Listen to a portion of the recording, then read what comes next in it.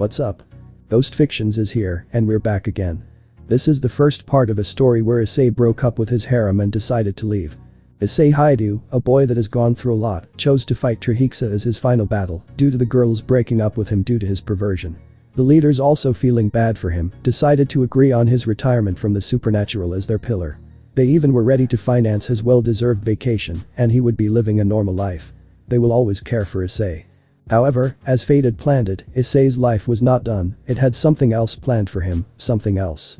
But before we start, please consider subscribe to the channel and give this video a like. Don't forget to check the description for more information. Now, let's get into part 1. The quote from Helen Keller. When one door of happiness closes, another opens, but often we look so long at the closed door that we do not see the one which has been opened for us. Issei looked at the beast of apocalypse Trihexa, roaring onto the red dragon emperor. He knew all this started by one light spear aimed at his fucking abdomen. The next thing he knows, he is thrusted upon so many battles that he has lost count. Trihexa was described to have the appearance of a large beast with characteristics coming from different animals like a lion, a leopard, a bear, a dragon, etc. It has 7 necks, 7 heads, with 10 horns, as well as 7 long thick tails of different shapes. It also has 4 stout arms and 2 legs that are even thicker than its arms. Its main body is that of a primate leaning forward and is covered in black fur and what appears to be scales all over its body. Its size is well over several hundred meters, making it significantly larger than even Great Red. Issei gave a depressed sigh as he spoke. Yep, story of my life. Just this once, one final time. Issei started to chant. He gave a glance towards Office, who nodded in response, giving a sad smile. She knew what happened to Issei before he had faced the beast and dealt with Apophis personally. Let's do it, Office.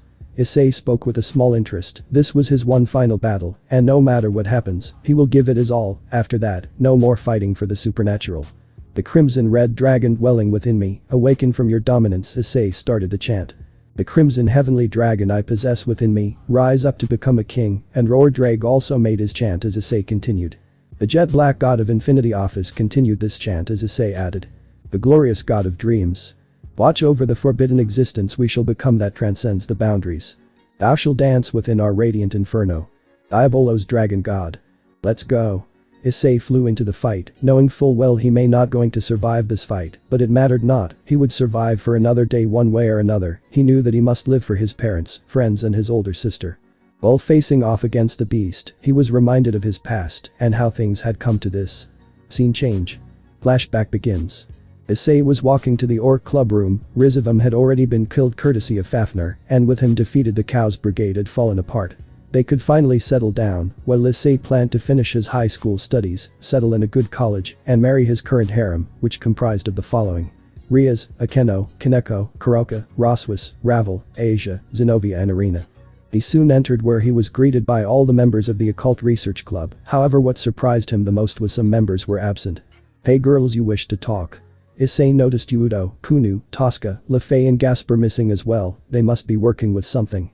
Issei couldn't help but have a bad feeling about what was going to happen. He could see the seriousness in their eyes and knew something was up. Tell me, is it about the Qliphoth? Are they making a comeback? I thought we had already dealt with any and all threats related to the Qliphoth. Issei spoke with a tone of surprise as Roswis responded. That is not it, Hyoudou. Roswis spoke with a cold tone as she responded. We need to talk about your latest antics, especially of your perversion. It is getting out of hand. What do you mean? I have not peaked at all since the time I was in a relationship with Riaz, and eventually the rest of you as well. Issei nodded. He was also aware of the fact that Sona was genuinely surprised, and seeing as to she was absent meant something was wrong. Even Jinshiro and the rest of the student council. They even praised Issei for actively making the change and knew that he was doing it for Riaz and her sake. Yes, we know, but you still read those perverted magazines in public and even sometimes play those games. Riaz spoke coldly as Issei flinched. He had a feeling that things will only get worse from here on out.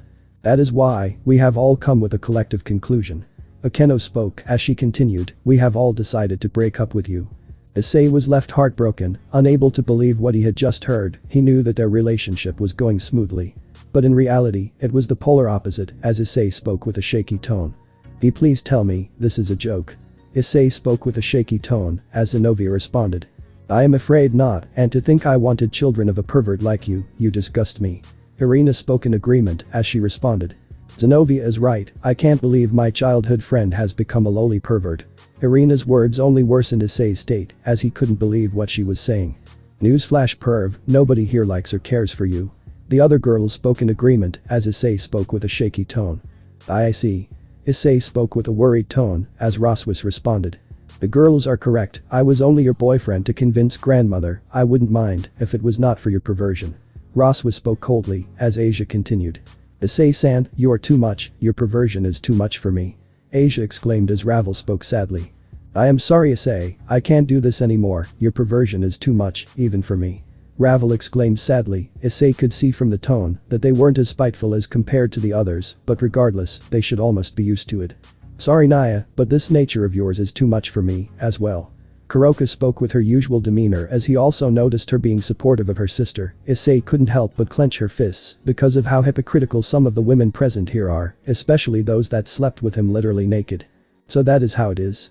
After everything I did for you, this is how I am repaid. Issei spoke coldly, almost wanting to tear these girls a new one as he spoke. I should have never helped any of you if this is how I am going to be repaid. Riaz looked at him and angrily and shouted, why you? Oh shut up, Issei shouted in anger in his tone. Not a lot of people know this, but Issei rarely snaps, but when he does, it always ends in disaster, as he exclaimed looking at the girls, who were still stunned at his ferocity. Some were angry, while others were starting to get afraid. All of you listen up. I want to make this clear, I helped you all with your issues, marriage issues for a certain redhead, daddy issues for this hybrid, the mess in their lives of the two Nekashu sisters that I had a hand in fixing, the nun who I literally gave a fucking home and spent my life protecting, the Valkyrie.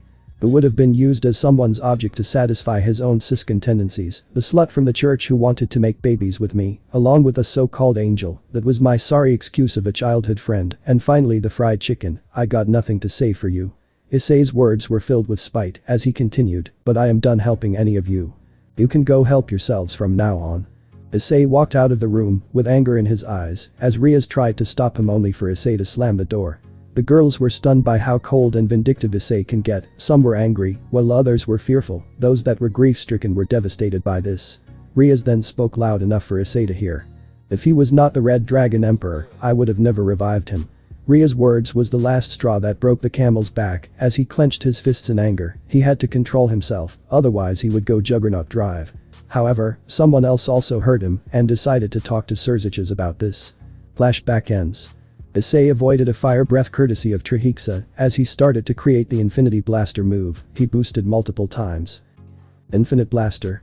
The boosted gear announced as 4 cannons were created that shoot out a powerful blast of red and black aura at the Beast of Apocalypse as it roared in pain. The plan was relatively simple. The Beast of Apocalypse will be sealed away using a very powerful seal, which was successfully mimicked and brought into existence by Roswis's notes on the beast. This was why the Cows Brigade wanted her alive. Ajuka and Azazel researched on them more, and thus a powerful yet temporary seal was developed, along with Issei's help, who was surprisingly good with magic, so much so that even Azazel was surprised. Take some more. Infinite Blaster. Issei charged another blaster at the Trihexa. He could feel the strain on his body, but he did not relent. Office knew his body won't survive for much longer and decided to take him in case he falls apart. However, Trihexa decided to act and split up since it would cause even more problems and destruction while regenerating at the same time.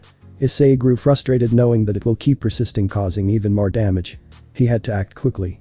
Partner, use my flames right now, it is the only way we can prevent it from regenerating to activate the seal.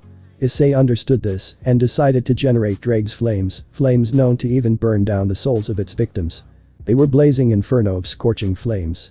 He could only hope that it was enough, as more and more of his past flooded his mind, however this time, it was the good memories. Scene change. Flashback begins.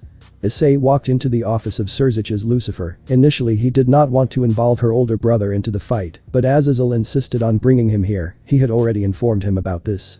He entered into the room where he could see the faction leaders, along with some of the guests who were relatives of the girls present. Almost all of them were present, however they all had saddened looks, as Surziches spoke sadly. Issei, we have all called you here to apologize for what my sister and her peerage did to you. Surziches spoke with a solemn tone, as many soon followed suit. I wish to apologize as well, Issei, for my daughter Akeno's behavior. The one who spoke was Baraquiel, Akeno's father. Their other relatives also started apologizing, as Issei shook his head and spoke. None of you need to apologize for what they have done, same goes for you people as well. Issei spoke with a sad smile, gesturing towards Gondel, Griselda Corda, Sierra Phoenix, Riser Phoenix, Sayard Bale and several others, as he then spoke in a serious tone. But don't expect me to help any of them ever again. Surziches nodded as he spoke. I was expecting that, but I don't think it is enough. And I don't mind fulfilling any request. Any request? Issei spoke with a confused tone, as Surziches nodded as he spoke. I wish to quit being the pillar of the alliance and live a normal life. The leaders became wide-eyed. They never knew he wanted to quit so badly, as Issei spoke with a sigh. I figured this was the reaction, and I can understand if you don't wish to do it. Issei spoke sadly, as he continued, they kept speaking such horrible things about me, after I did so much for them. I just want to be away from the supernatural world. I am done, I am just done with everything. Issei exclaimed as tears fell from his eyes, as Grafia hugged him, calming him down. She knew how much damage Riaz and the girls have done to him. They heard things that they said about him courtesy of Azazel telling them. Speaking of Azazel, he was beyond livid when he heard what the girls did. He spoke and talked to Issei about it, and seeing his broken state, he wanted to tear the girls a new one. However, Issei stopped him, saying that it would be pointless, and it mattered not, as he decided to at least tell Surziches and convinced Issei to let her brother know about this. The others were angered as well, with how Issei was treated, with Yusaka and Elmenhil being the angriest. Some like Kunu were devastated. Even those of the Grimoire Peerage and Kuo Academy like Hyoudou, Gasper, Tosca, Lefei, were angered by how Issei was treated. Same emotions were present in the student council, with Jinshiro and Sona being the angriest. There, it's okay, let it out, Issei. Issei cried onto Grafia, as none of them stopped her. She and another treated Issei like their younger sibling, as moments later, Issei stopped crying and apologized to Grafia for ruining her clothing, but the strongest queen assured him that it was not an issue. Very well, Issei, if that is what you want. I don't mind not removing you the pillar of the factions. But if you were to ever consider returning, we would be more than happy to accept you. Issei nodded in understanding as he spoke sadly. Thank you, Nai-san. Issei's voided tone horrified many, with several being angry at what Issei had gone through. Azazel then spoke with a slightly convincing tone. How about this, kiddo? You can take you and your family to a long vacation to ensure that your emotions become better. Even your older sister can join, and it will be well financed by us. Sound good? Issei only looked at Azazel and only gave a nod, as he soon walked outside. The leaders knew that Issei was still affected and decided to give him time. Some, like his true friends, decided to look after him till he heals and heads for his vacation to recover his emotions and become better. Hyoudou and Gasper wanted themselves to be removed from Ria's peerage and transferred to a different peerage, as Sona happily accepted them into their peerage. She also hated Riaz for what she and her peerage had done and decided to break off her friendship with her. Flashback ends. Issei looked at the beast. It was burning and trying to regenerate at the same time. He noticed it trying to split into other parts. However, Issei shouted, knowing what it is going to do next. Marry me. The woman who Issei called was Issei's older sister. She was a beautiful brown-haired woman with long hair and brown eyes. She wore a purple sweater and white dress, along with purple shoes. Leave it to your big sister. Issei. Mary exclaimed as she summons gauntlets with special openings that allow his mobile terminals to be fitted. The left gauntlet fits a blue terminal that has the powers and abilities of Innovate Clear, though a simple version. In the right gauntlet, he inserts a jet black terminal that has the powers and abilities of Tilo's Karma. Balance Breaker. Mary activated her very own Balance Breaker, which was a combination of both her sacred gears. It was called Transcendental Arrival. It was a futuristic looking endoskeleton which was comprised of jet black and blue metal armor. It started to glow as Mary spoke with a cold tone. It's no use. In this armor, Mary can make an ideal world, albeit for a short period of time, with which she was able to prevent Trihexa from splitting itself. However, it was too straining even for her. Office knew this and had to act quickly. She immediately activated the seal that everyone had been working on months for, to stop the beast. Mary fell to the ground. Trihexa was too strong even for someone like her, as the seal was taking effect. The armor that Mary was on soon broke away as she was on the ground, exhausted as she watched Issei hold off the beast, with it screaming trying to escape the seal. It refused to be resealed once again.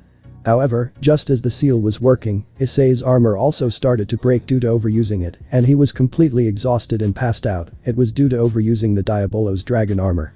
In its last-ditch effort, Trihexa used its attack to destroy Issei. Office tried to save him, but it was too late. The attack completely consumed Issei, and there was no trace of him left. He tried to escape but was unable to do so. Mary had a look of horror as she started to have tears in her eyes as she muttered. No, this can't be Issei. Mary passed out due to her shock. She had lost her brother. As Office also looked horrified, as she looked down, tears falling from her eyes. They had lost Issei completely. He gave his own life to save them. Scene change. In an unknown location 9:30 am. Issei was teleported to a different world by someone. He soon fell tumbling down towards the ground as a woman saw him. She wore a tightly fitted military clothing. Her outfit was black in color with 2 pockets and belts which had 4 pouches. She wore tight pants and shoes. She approached Issei in worry, seeing his critical condition, which included his torn clothing, broken bones and bleeding body. She immediately became horrified as she contacted someone using her device and shouted, "Get me a medical, ASAP. There is a critically wounded here, I need help." The woman shouted looking at Issei's condition, he was groaning in pain. She wondered who could do this thing to him. Issei was in the hospital with several machines attached to it, he was being treated by several medics. This has been going on for days, if not weeks, 3 weeks to be precise. He was brought in by the brown-haired woman, who immediately saved him by bringing him to the hospital. She walked towards the recovering Issei, who has become better due to the technology of her homeworld. The woman could only hope that he would wake up soon enough, as he soon opened his eyes and spoke weakly, "Where am I?" "You are in the Arcadian hospital, you were found badly injured, I was the one who brought you here." Issei looked at the woman, who seemed to have a gentle smile on her face, as Issei tried to wake up, but the woman spoke while keeping her hand on him, and spoke with worry. No, please, your wounds haven't healed, and it is not recovered." The woman spoke with worry as she helped him without hesitation. She sat down and holds Issei as she assisted him back on the bed. Issei sensed her signature to be draconic, that is for sure, which meant she was a dragon. "You are a dragon, who even are you to be precise? And where exactly am I?" The woman spoke with a sigh, she knew that Issei was a dragon as well, due to his magic signature. "Fine, I will explain." The woman spoke with a smile, as she continued, she could sense no malice in Issei, and was surprised by how pure his soul is. The woman spoke to Drake on a daily basis, asking upon his condition, and she knew about his name, although the Welsh dragon did not disclose any private details. She asked him to keep her identity a secret till she introduces it herself. She spoke with a smile, "My name is Juniper Arc, the Princess of Arcadia, it is nice to meet you, Issei Hyoudou, the Red Dragon Emperor." Issei looked at her for a moment as she spoke, "I guess thanks for saving me. That was the least I could do, and yes, I was talking to Drake, that was how I came to know of your name." Issei looked at his boosted gear as Drake spoke. "Indeed, she was the one that brought you safely and looked after you for days, if it wasn't for her, I doubt you would be alive." Drake explained to his partner, as Issei nodded in understanding, to which Juniper spoke. "And as for where exactly you are in Arcadia, or more precisely Remnant." Issei became wide-eyed as he asked, "That means, this is not Earth. So that is where you are from?" Juniper asked, to which Issei nodded, as Juniper spoke sadly, "No, Earth is far away from Remnant, and we don't even know which Earth are you from." "Great, my luck just got even more shittier than before," Issei exclaimed annoyed, to which Juniper looked at him for a moment, as he soon spoke, "Sorry about that, these few weeks has been really shitty for me." "No, I understand, and the way you were found, I don't blame you," Juniper responded as she soon got up, "You should rest, and if you need me, just call me, I will be nearby, here is my number." Juniper used magic to summon a piece of paper and writes down her number as she speaks, "Take care, Issei." Juniper walked outside the room, leaving Issei to ponder, what is his life going to be? He was stuck in an unknown world with nowhere to go and live. He wondered what his life is going to be when all of a sudden, something came in front of him. It was a screen, or a digital screen, that was in front of him. He could not believe what he was seeing. It said the words, "Welcome, player." This made Issei get up as the screen followed him. Opening start. The screen shows the system as it starts to load the stats. It changes to a man, surrounded by multiple enemies. It shows Issei preparing for battle, where it soon follows with the others. Juniper, a white-haired woman, and a purple-haired woman along with her family are looking at the scene. The scene changes to a smiling white-haired man and a blue-haired woman. The scene changes to a tomb where a white-haired man is giving a side glare as a skeleton man is walking towards him. Soon 3 beings show up with sinister smiles. The Arc family, Arc siblings, and the Arcadian army is shown. The scene changes to Issei facing off against a black-haired woman with a lavender-haired woman in chains. The television screen is shown where Issei is facing against Riaz, the latter having hate-filled eyes in her. Juniper is seen fighting off against Akeno, as the former has a smile, while the latter has a glare. The rest of the Arcadian arcs, along with Hyoudou, Jinshiro, Gaspar and Mary, all assist them. Mary has a water serpent surrounding her. The scene changes to the skeleton god making an alliance with a white-haired man and their subordinates all working together. The swords is shown which is wielded by Issei. The scene changes to Issei and his allies all looking at the sunset as he turns around and gives a smile at the camera. Opening ends. Issei asked Drake as he spoke, "Am I seeing things or is this real?" No, even I am seeing this too. What even is this? Issei wondered. Just how much his life is going to change is something he was truly unaware of. Issei contemplated on what he must do now. He decided to click on the system screen. How that is interesting.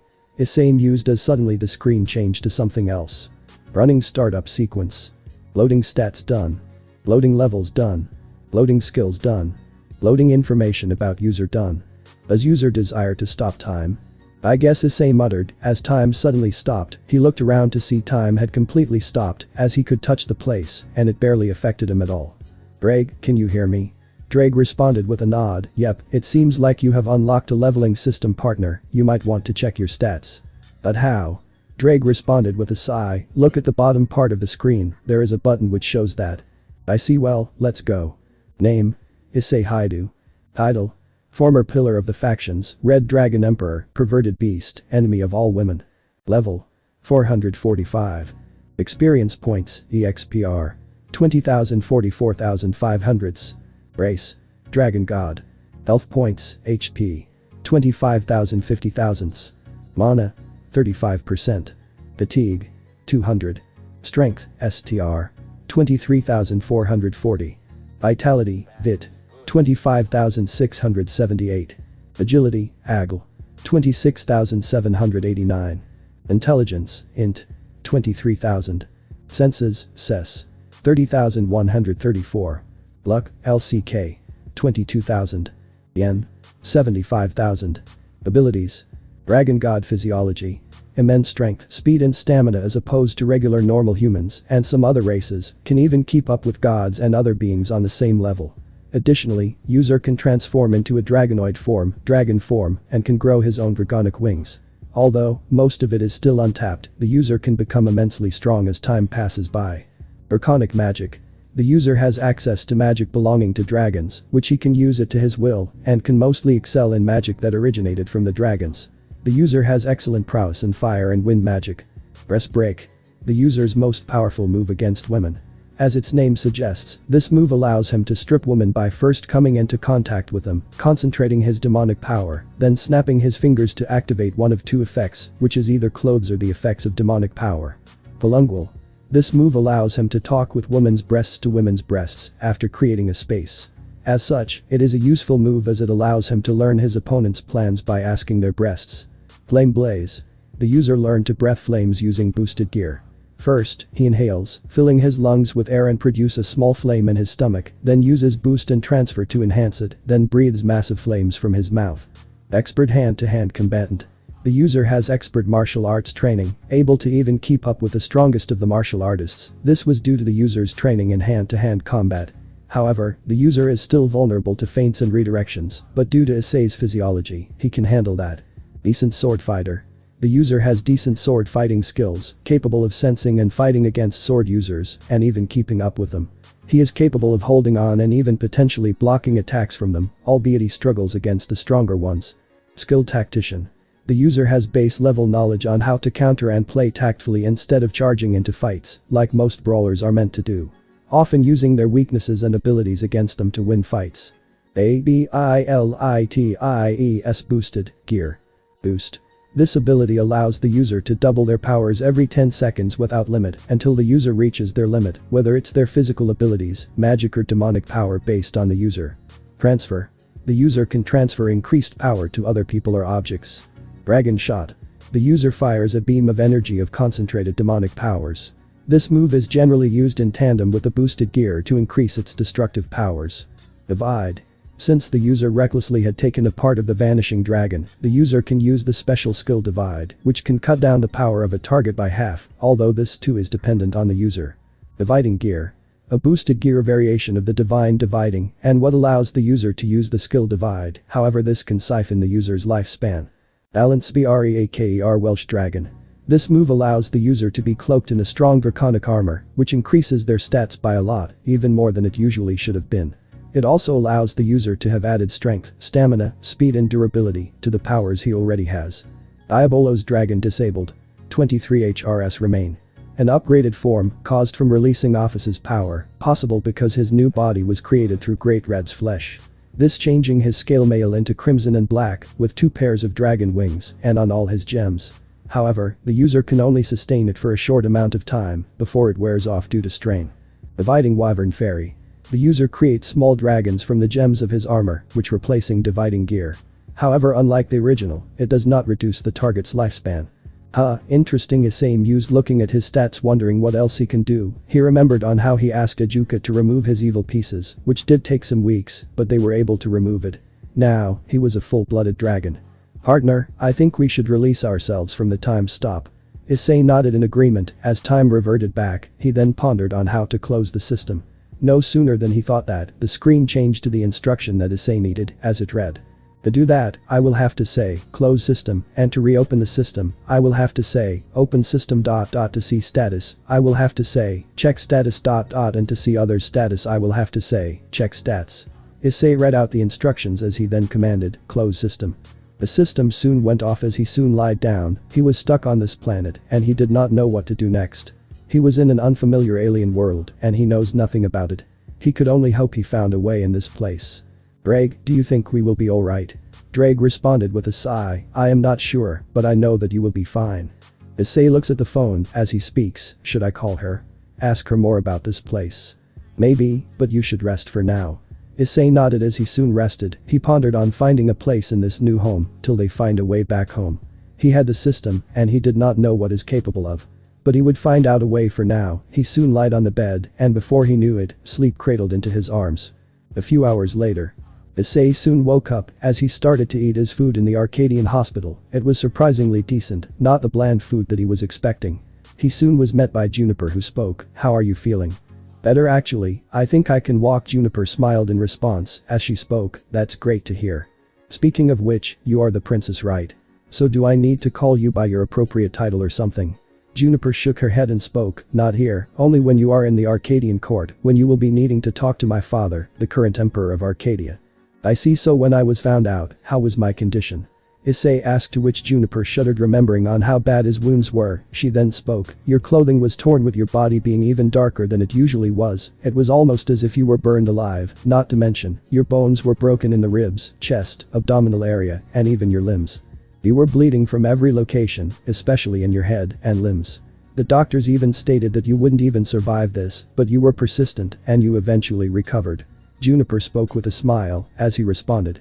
Alright, so is there a way I can head back? My parents, sister and others must be really concerned about me. Will you help me head back? Issei asked, to which Juniper only smiled in response, of course, why wouldn't I? Thanks. Issei responded with a smile as he spoke with a sad tone, you really are doing something so much for someone whom you have barely met. Is there anything you expect in return? Sorry if I am a bit skeptical, my experiences have taught me that no one does anything for free. None, Issei, none. You needn't worry about that. I will help you in any way you can to get back home. I have no intention of forcing you to stay here, but if you can't return, you can always have a place here. Juniper spoke with a solemn smile as Issei looked at her and nodded in response, thanks again. No need, no thank me, Issei. It is what I do now. Can you walk? Issei spoke while averting his gaze, I haven't tried, I will work it out. Issei spoke as he kept the plate on the table and started to walk. He staggered for a bit as Juniper assisted him. Easy. Issei looked at her and nodded. He soon managed to walk at a normal pace. He was still in his hospital clothing, however, as Juniper suggested he should get a change of clothing. He decided to go with her to a nearby apparel shop, where he decided to wear a casual red t-shirt and black jeans. He also wore red shoes. The reason Juniper did this was so that he looks presentable when he meets the emperor. She then takes him across the main city of Arcadia, as Issei looks around, marveling what kind of a place Arcadia was. It seemed like a marvelous futuristic city, as Juniper spoke, so what do you think of Arcadia? Issei. That is amazing, what kind of a place is this? Juniper spoke with a smile, years and years of hard work, dedication and technological advancements were the reason we got this far. I see. Juniper then spoke with a smile, let me give you a brief rundown on the location of Arcadia, Issei. Arcadia is a large empire comprised of many different continents, 15 to be exact, whose lands reach up to 50 billion kilometers at best, compared to the 4 kingdoms, which is around 100,000 kilometers at best. Each continent is governed by different nations, with the main nation, the Arcadians, taking most of the land, around 8 continents. The main 8 continents are governed by the Arcs. They essentially rule and guide the nation in its duties, with numerous other royal families assuring them. Those families also have a high power that is equal to the Arcs. Juniper spoke while keeping her hands behind her back as she turned around and spoke with a smile, and soon, I will be the one to take up my father's place, Issei, as the new Empress of Arcadia. I see, so once you are of age, I guess I will be calling you Empress or Your Majesty. Juniper responded with a smile, you are right on that one. Anyways, we have other places as well, just so you know. Grimm, Faunus, Undead, Dragon, Fairy, Elves, Dwarves, Middle-earth are their own selected nation, and govern numerous lands. I take it you know most of them. Issei nodded as he spoke. Except for the Grimm and Faunus, I am not aware. Juniper then spoke in response, so basically the Grimm Kingdom are sentient beings of darkness that roam the world, and before you ask, no, they are not trying to kill or harm us, alright. Issei nodded as Juniper continued. Then Faunus are beings that have animal traits like a rabbit's ears or even a dog's tail, for instance. They look like humans, with a specific animal trait. Juniper explained as Issei nodded. She eventually reaches the place where the mansion was as she spoke. We are here, Issei. Issei looked round to see a mansion made out of sleek marble and other materials, with banners of the Arc clan being put around the castle. This mansion, Issei spoke with awe as Juniper spoke. Welcome to the Arc mansion, Issei. Juniper ended with a smile as she spoke, well, follow me, you can marvel at its splendor at a later date, Issei. Issei nodded as he soon walked. Sure, as he spoke, say Juniper, mind I ask you something? Sure, why not? Issei looked at her and asked, so this Arcadia, how did it come to be? Like you said that it took a lot of work so far, right? So how did it come to existence? It was because of my ancestors doing, Issei. It took us a lot of work. I won't go into much detail since we don't have much time, so to put it shortly, the 4 daughters of the Osman Salem were the founders of this place. They killed the god of the light and the god of the darkness to establish the kingdom that you see today. I wish to honor my ancestors, that is why I wish to maintain Arcadia's legacy. And become a just and capable empress. Juniper spoke with a smile while keeping her hand on her chest as she gave a gentle smile.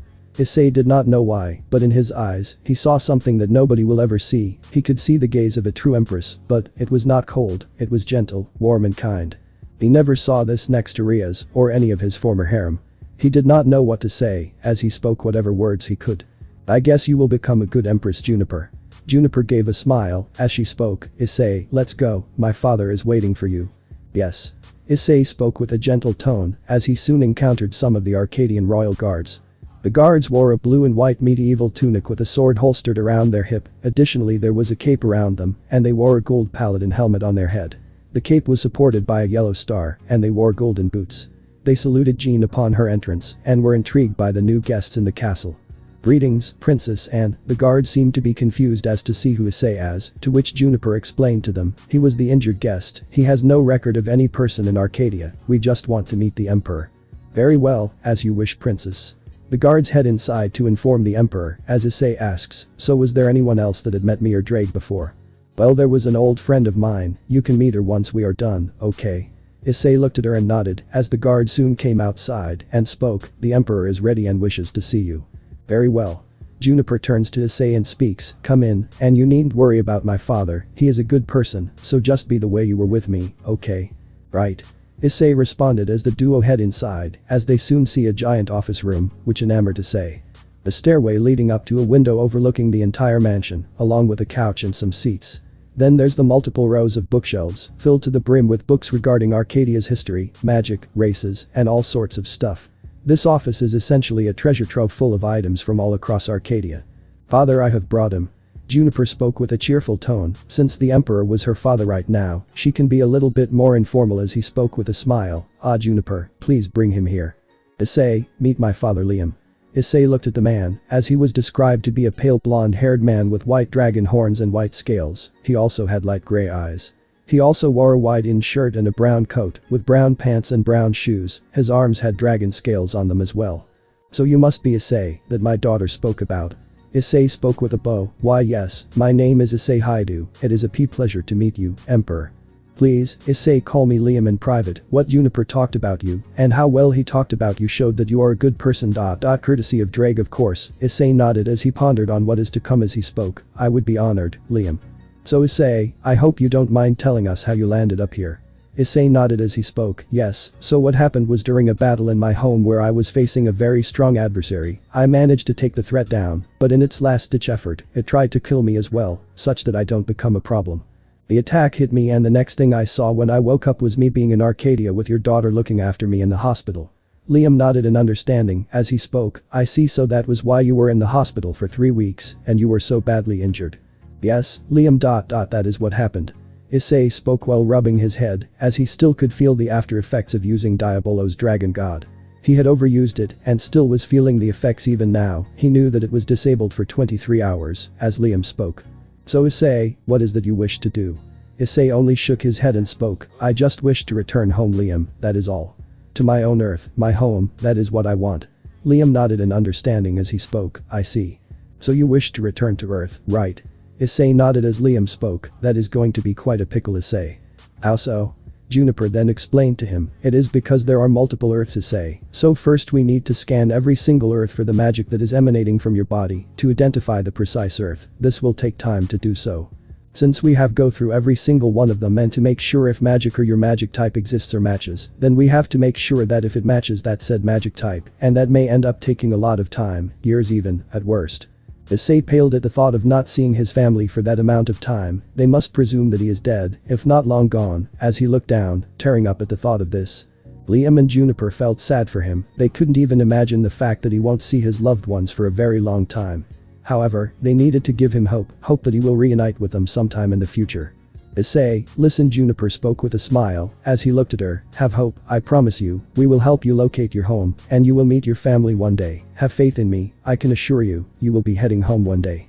Juniper is right, if there is one thing you must know about my family, we will always keep our word, no matter what happens, just have faith in us. Issei looked at him and nodded as he wiped his tears and spoke. Yes, you are right, I will meet them one day. Juniper smiled as Liam spoke to her. Juniper, till then help him settle in Arcadia. He does not know anything about here, so you must guide him there. Yes, father, I will. Juniper looks at Issei and speaks. I will let you settle in this place, while also informing you on what needs to be done, okay? Yes, Juniper. Issei knew that he was going to be stuck in this place for a very long time.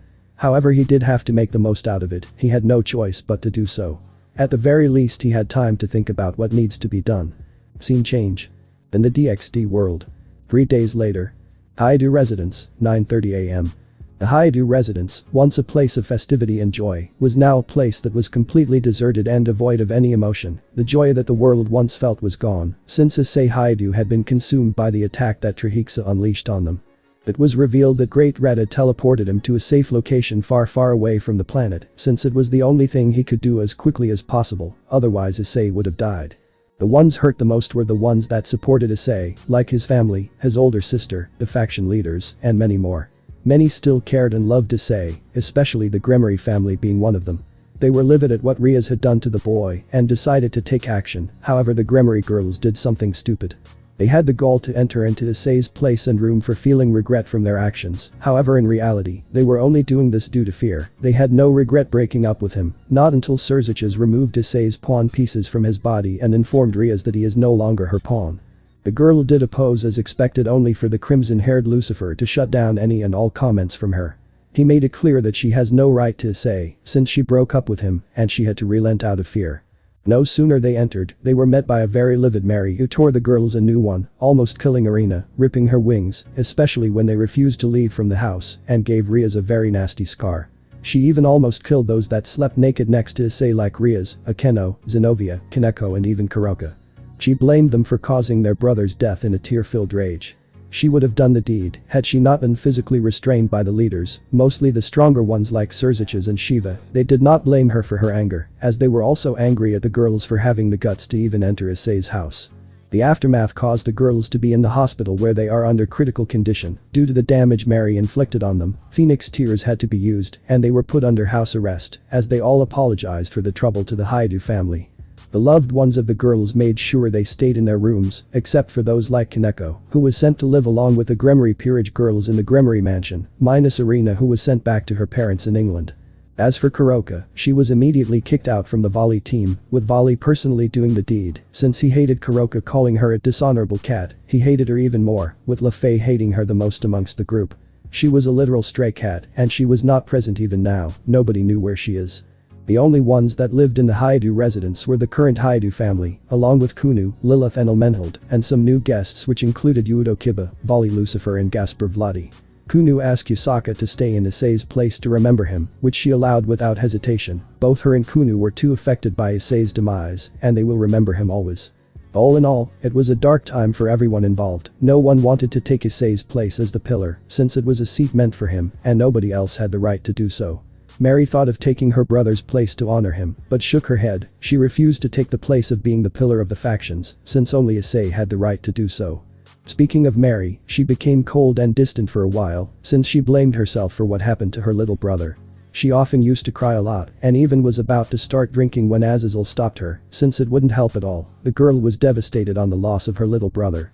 Worse, she had nightmares where she often found herself in Issei's tombstone, where a zombie version of her brother attacked her, asking why she did not save and protect him, along with a zombified version of Drake that tormented her. She had such nightmares, and often woke up with tears in her eyes. She was too devastated due to the loss of her brother, even her parents felt helpless. And made sure to help her in every step of the way. The factions, upon hearing this, immediately took her to see a psychiatrist who was looking after her till she becomes alright. Many could only hope that she was alright, as they made sure that she was fine. Scene change. In Arcadia. Arcadian dorms, 6:30 p.m. Issei was walking towards his dorms, with Juniper guiding him to that location, where they see a white-haired woman. She had long flowing white hair with blue eyes, and wore the same soldier costume as Juniper did. Yo. Juniper, been a while. The woman walked towards Juniper and Issei, as Juniper introduced her to Issei. Oh Issei, meet Willow Schnee, she is one of the members in my battalion. So you must be the new kid around here. Welcome to Arcadia, I guess. Willow greeted Issei with a handshake, as Issei returned it to him. Normally Issei would be a bit perverted, but he did not have that since even before the breakup with the girls, he decided to act upon himself and become better, even gaining praise from the Citri peerage. This was even more lesson post-breakup, which was to the point of nothingness. Hi, my name is Issei Hyoudou, it is nice to meet you, Willow. Willow returned the smile, as she spoke. Don't worry, you will get settled in, with no time. Willow soon turns to Juniper and speaks, we need to head to the army, for our daily routine, help Issei settle down, alright. Yeah, and inform An and Aisha that I will be heading there soon. Willow nodded as she left the location. Juniper then spoke, Issei, we will settle you down, I would suggest you to head to one of the academies, I will help you choose on which academy you can go for. Juniper spoke, as Issei nodded, as he thought. This is my life now, I guess. Issei spoke as Juniper motioned him to his new dorm room, as she gave a key to him and spoke, this is your key card to your dorm, since you don't have a scroll. Oh, and speaking of scrolls, you can give your mobile phone to me, I can ask for an upgrade and turn it into a scroll in an hour or two, with all the data in it. Issei nodded as he spoke, yes. Issei rummaged through his pocket and removed his phone, it was a miracle that the fall did not damage it. He gave it to Juniper and spoke, it is quite advanced if you ask me, but I can make it even better. Well, see ya, Issei, we will meet again soon. Juniper spoke as she left Issei alone to his dorm, as he pondered on what he needs to do. He entered his dorm knowing that his new life was going to start today. Issei's dorm, 9:30 a.m. Issei woke up from his dorm room, it was surprisingly advanced and highly good. He removed his sheets and took a look at the mirror. He sighed and spoke, well, that's another day. The dorm room, or more accurately, a sort of a full well-furnished apartment. The room which Issei was in, comprised of an air conditioner with a bathroom on the left side and proper technology present. There were decorations present as well. Issei headed to the bathroom, which comprised of a sink, a proper showering room, a toilet and a sink. The showering room had a door to prevent water from escaping. He started brushing his teeth and soon followed by the rest of his routine, as Issei walked out with a towel around him. He wore a different pair of clothing which comprised of another clothing set Juniper had given him alongside his new scroll. It comprised of a red and white t-shirt and black track pants. Well, here I am, Issei spoke, already as he soon heard a doorbell. He wondered who this could be. Walking into the living room, he was greeted by Juniper, who was in her casual clothing. She wore a white dress with a red miniskirt and heels. She greeted Issei in a docile manner. Morning, Issei. Issei responded with a smile of his own. Morning. So what brings you here? Well, I did say I would help you get settled, right? Juniper mused in response as she continued, well then, let's get going, you have a lot to explore, and we have a lot to show you in Arcadia. Issei nodded as he followed Juniper. He had to accept this place as his new home. He did not know how long would it take him, but he will accept this, he has to. They soon headed outside as Juniper spoke with a smile, well then, let's go. Juniper and Issei walk across several locations, as Issei comes across many species or races that exist in Arcadia, including Fronis and Grimm, as Issei pondered on what races he would come across with. Oh, this reminds me, there is dragonkind as well, since you are aware that me and my father are dragons, let me tell you of the dragons that exist in this world. And since you are a dragon, I can presume you have a dragon form, right? Juniper asked Issei, to which the latter responded, technically yes, but I normally don't use it. I can transform a part of my body into a dragon. That checks out, that means you can transform into a dragon, right? Juniper put an emphasis on the word can as Issei nodded, with Juniper continuing, then you and many dragons are not different after all. This kingdom, many dragons can shift from their human form into their more draconic form, myself and my father included can do that. What about your mother then? Juniper shook her head and spoke, she is actually an elf from the kingdom of elves. She was the former queen of elves before she stepped down and became the empress of Arcadia. Her name is Issei Arc. So you are basically an half-elf. Juniper shrugged in response, kind of actually, I may not look like an elf or have any of their traits. But I still have elven blood running inside of me. I see. Juniper smiled, he had a lot to learn when he is here, perhaps she can settle him till he finds his way back home. Speaking of which, what kind of a fighter you are? Juniper asked with a smile, to which Issei responded, I am more of a brawler, I prefer close combat and getting the job done, but that doesn't mean that I don't have magic, given that I am a dragon myself, I have excellent flame and wind magic, and of course, my boosted gear, my very own sacred gear, which houses the Welsh dragon Drake. My partner and someone whom I can trust without exception. I see. Well, Drake, what do you think of Issei? Drake's boosted gear activated as he had spoken, he is the best partner I could have asked for, he never saw me as a tool like the others, and I like talking to him.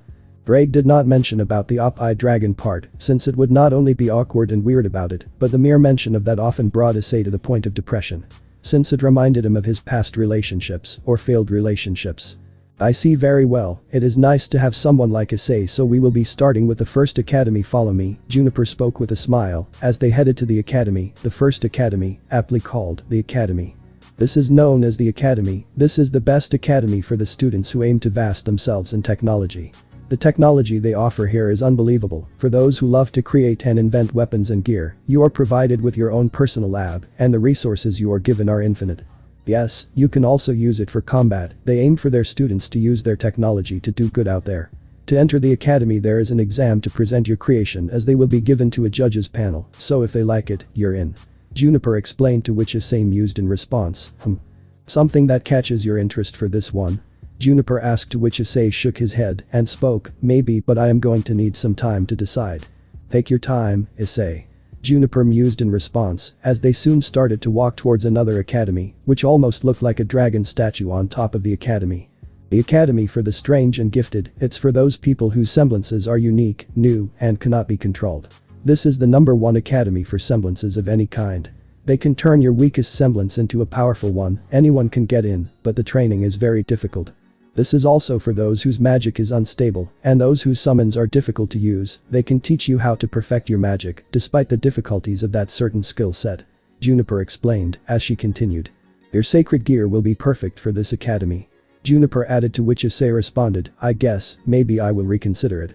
Like I said, this is one of the many academies, there are many more. Juniper spoke as they started to head to the next academy. As she spoke, most academies are close to each other, since they are under the same campus, this allows students to interact on a daily basis, often mingling and sharing ideas. Eventually helping their further growth. I see. I understand then. Juniper smiled as she started to explain the next academy, which was described to be a dual mansion-like academy, almost seeming like a main campus. This is the Arcane Academy, this is the #1 academy that will teach you extreme survival training. They will teach you how to survive any terrain in Remnant. The simulation rooms have a feature where they can display the biome of the teacher's choosing. They will also teach you how to survive with only a few sticks, after all, once you lose your weapon, you need to figure out how to survive. They'll teach you everything there is to know about surviving. Issei nodded as Juniper continued to move on to the next academy. There were still some more she wanted to show. The academy in question looked like a huge mansion building, almost akin to a futuristic, with several dome and towers that are connected to it. As Juniper explained, Magellanese Academy, one of the leading academies for those that wish to learn forms of combat. This academy is one of the more militaristic schools, where they teach you different forms of combat and strategy. But they have a special program there for pilots, and no, it's not like the Titans, but it's something else. All I'll say is they're called Gundams, EVA units, Nightmare frames, Zoids, Silhouette Knights, and many more. Wait, one of them? Issei asked, as Juniper responded, yep, there are many more, although they are at different locations in Arcadia, let's settle for the ones I have considered for now. Yes. Issei spoke in response, as they proceeded to head to the next academy. It seemed to be a majestic castle that was supported by entrances leading to different locations of the academy. There were pathways connecting those said entrances that were in the air. Students were walking on these pathways. This is called the Magic Academy. This academy is also one of the hardest academies to go to as their entrance exams last for a week. They want to find the best there is. Those that get picked are given a rank. By rank it means the placement of your skills and power in that academy. You continue to grow and learn, your rank goes up, you slack off, and your rank goes down, and if it goes down a lot you will be expelled. Oh, and this place is where you learn more advanced magic. Once you get up the ranks you learn harder and more powerful magic skills. And yes, and if you're wondering about the ranks, they are in order from lowest to highest. Copper, iron, silver, gold, platinum, mithril, orich, alchem, adamantite. Issei nodded in understanding. This was the first academy that caught his interest, as Juniper could see him interested in this academy. She had a feeling, or had a high chance, that he would choose this academy he would go for. There are still some more, if you are interested. Issei snapped out of it and nodded in response. They kept walking to the next campus, moving ahead as Juniper could see Issei enjoying this tour. However, she wondered if Issei were to head back, whether he will complete his studies or not. She soon looked up to see another academy, and this time it was a center crystal-based building, with several crystal dorms, that had powered the academy. This is the Academy of Karano, an academy for the gifted warriors. This academy allows you to be certified in different classes. By classes I mean different forms of combat. There you can choose which style suits you, and usually in the semester there is a certification test that allows you to move up the class of your choosing. You are given a medal that is just plain to signify you just started or picked a class, then when you take the test you get upgraded to bronze, then silver, then gold, and finally platinum. Juniper explained to Issei, as he looked sort of interested in this. I see. Issei soon spoke as he continued, so what else is there? There are actually 2 more academies. I actually presumed that you would be interested in this one. Issei shrugged and responded. All academies so far have been tempting, it is hard to make the choice. Juniper responded with a smile. Well, there is no rush, take your time and make the wise choice. Issei nodded as they kept walking towards the next academy, as Juniper explained this one. It seemed to be a conical dorm-like building. This is Strixhaven, an academy for the more highly intelligent students in Arcadia. This academy teaches you high-level combat, as well as other practices outside of combat and leadership skills like business, politics, sciences, medical, and other courses. This academy is extremely difficult to get in, you need a recommendation to enter. I see. Is there like an entrance exam or something? Issei asked, to which Juniper responded, indeed, but not only that, it also has an aptitude test. Basically they want you to be fit for this academy. Issei mused as they walked towards the final academy, which almost seemed to be a modern campus building, unlike the other mystical ones before. And this is the Academia, the last academy I wanted to personally show you, and the academy where I and my friends all studied in, the #1 academy in training highly elite warriors. You all know the training here is extremely difficult, but you can come back and try again. The academy welcomed all those that wished to prove themselves. Juniper explained to Issei. Issei was the most interested in this one, as Juniper knew that Issei would be going for this academy as well, to which the princess spoke. Either way, take your time to make your decision, you have 2 proper days to do so, as there is no rush, K. Juniper's words made Issei nod, as they soon left the location. Juniper had to go back to the army, while Issei headed to the dorm. Scene change. Issei's dorm, 12 p.m. Issei was seated in his dorm, working on the academies that he would be heading to, as he asked his partner Drag, hey Drag, what do you think? Which academy would suit me the best? From what Juniper had spoke, partner, I would suggest to head to the academy for the strange and gifted, since that would help you with your power, especially learning on how to control and master the Juggernaut drive, but it is your call, partner, this is your life, and I think you should prepare yourself here, till they find a way back home. Bragg explained to Issei as he nodded, he would be grateful to Juniper and her family for what they are doing for him. Not only did they save him from certain death, but also are helping him settle down. He would do anything to protect and cherish them at all costs. I will, but I think academia would also suit my abilities and strength, what do you think? Drake mused with a smile, as he grinned, so you wish to follow what the Empress did. Interesting, but you are right on that, even academia would suit you just fine. Yeah, and I am thinking of heading to the Magic Academy after that. I have decided to hone my magical skills. Even more. Drake was surprised as he spoke. I doubt you would have the time to do that, and magic was not your best trait until quite recently. I can work with it, I was able to work on the seals courtesy of Trihexa, right? Drake nodded to Issei's words as he spoke. Yeah, you are right. Anyways, Drake, what do you think I should do?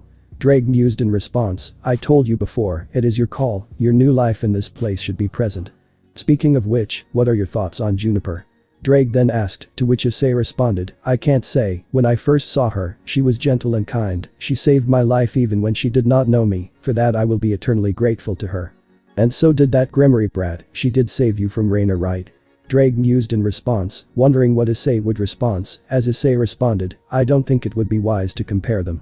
I have a feeling that Juniper saved me without hesitation. She did not see me as a dragon, but as a person. I can also see that based on her first impression, Juniper seemed to be different, unlike Ria's who came off as a bit spoiled even in her early days, if only I knew how much spoiled she was. Regardless, I do owe her for saving my life, and she is helping me get home. I should repay her back, it is the least I can do. Issei responded, to which Drake seemed to be satisfied with the answer. He did not know Juniper well, and it would be best if he knew more about her. This was the best answer he could come up with. I see, well, I think you should do just that. Drake cuts off his connection as he rests for a while. He sleeps on his bed pondering on what he should have done. He looks at his boosted gear and his new location of living. He pondered on how his life is going to be from here on out. But he had to make the most out of it. Well, Drake, it's time I should turn my life around since I will be here for a very long time. Drake grinned in response as he spoke, you are right on, partner. That is the partner I know. Anyways, from her beauty standpoint, how would you rate the Juniper? You know, I have stopped doing that, Drake. I stopped it long before the breakup, even told my friends about this, who unsurprisingly did not take that well. Drake remembered on how he informed Mitsuda and Motohama, who like usual did not take it well, but he made it clear that he was done with his perverted attitude, which caused a literal uproar in the class. Unfortunately, knowing the Gremory girls who shared a single brain cell, they failed to see just that. Well, it was their loss, and Issei could care less about them. But come on, how would you rate her regardless, even I am curious. Drake mused as Issei spoke with a sigh, no Drake, I am not doing that, but if you want to know, I'd say she is a very beautiful, on the inside and on the outside. I see, I just wished your perversion went in a, well, different manner. Drake spoke with sadness, as Issei responded, the girls did teach me a very important lesson that day, and that was to not put your faith and blind loyalty into some women who never really cared for you. Seriously, my perversion failed to see what kind of women they really were. You are right on that, you should probably get some rest before you head to your chosen academy. Drake suggested Issei, as he decided to head outside in the hall room to watch some television, wondering what shows are there in Arcadia. The room is well furnished and had an air conditioner behind the couch at the top of the wall. It seemed like a proper home with state-of-the-art technology. Issei sat on the couch and brought out some of the snacks that was already present in the dorm room. He started the television and wondered if there is some good anime he could watch. Scene change. Time skip brought to you by Chibi. Issei being introduced to the gaming squad. The next day. Academia campus, Arcadia, 9:30 am. Issei was looking at the campus. He wore a red t-shirt, a black jacket that was open from the zipper, and a track pants. Issei started to like these track pants, since it made him more comfortable in order to maneuver across the field and defeat his enemies. So I hope you are ready, Issei. Juniper spoke, she wore the same military clothing she usually does. Issei nodded as the duo head inside to settle for the academy. Issei was registered and he had to wait for his turn at the academy. You seem nervous. Is it your first time giving an entrance exam? Issei nodded as he spoke, no, I did give them before, especially for the academy that I was in, but the entrance exam here is something I am not familiar with. I never knew I had to fight against enemies to be accepted. I see. Juniper mused as she remembered the process he was informed in order to enter academia. She remembered that Issei will have to face enemies which will be getting stronger as he moves across the levels. I'd say you would be fine. Issei, just have faith, K. Juniper spoke, as Issei nodded. After a few moments, Issei's number was announced, and he went inside for the examination. The exam was a simulation as there were several low-level robots that were aiming their weapons at Issei, as the announcer spoke. Candidate Issei Hyoudou. Here are some rules that you must know before the examination begins. The robots here will test your skill, meaning you must proceed by defeating all of them. The announcer then continued, the difficulty of your enemies will increase across each level, with the highest being level 10, but in order to pass, you will need to just reach level 7, that is all. Yes, understood. Issei responded as the announcer continued, you will lose if you pass out, but worry not, you can try as many times as you need, alright. Understood. The announcer then responded, we will begin the examination, be ready. Issei got into his stance, he decided to save the boosted gear for a later stage, as suddenly a notification popped up in the system. Legendary quest. Defeat all the enemies standing in your way and reach level 7 and enter an academia. Levels completed. 07. Reward. A new boosted gear armor plus 45,000 experience plus 100,000 lean. Failure.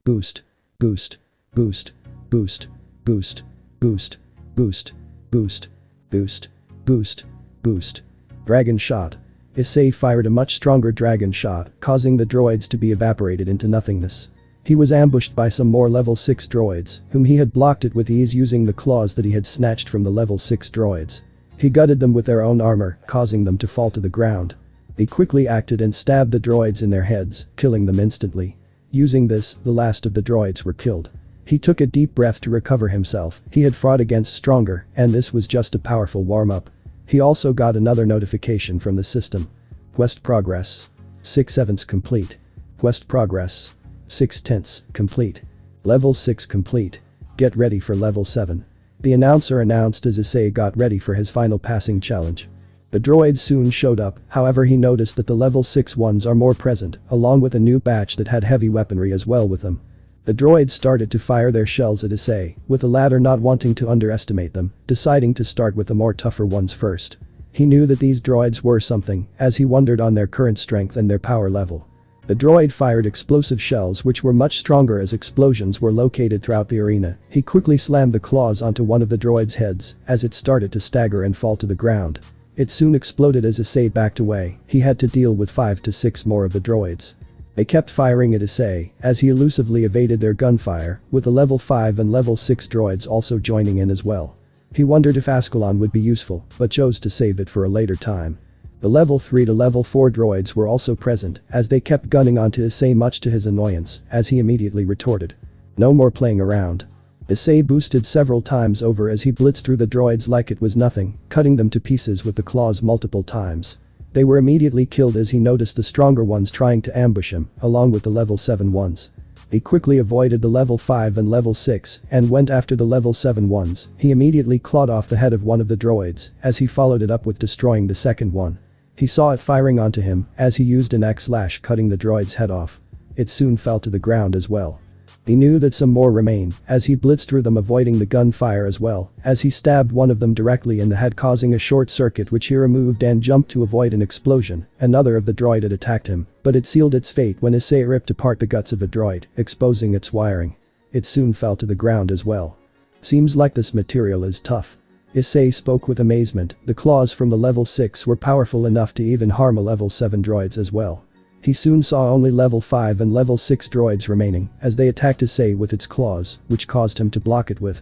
He soon ripped their heads off in a quick manner, as he did with the level 3 and level 4 droids as well, killing them all as well. He soon dropped the claws and decided to sit for a while to take a break, deactivating his armor. He soon got a notification. Quest progress. 7/7 complete. Quest progress. 7/10 complete. Legendary quest complete. Defeat all the enemies standing in your way and reach level 7 and enter an academia. Reward. A new boosted gear armor plus 45,000 experience plus 100,000 lean. Level up. New armor unlocked. Crimson King armor. A stronger variant of the boosted gear armor and even stronger than Cardinal Crimson promotion. It has all of the abilities of the original along with the fabled move, Long Ina Smasher. Now that's what I am talking about. Issei exclaimed as an announcement called out. Level 7 complete. The candidate has completed all 7 trials and is now an official student of academia.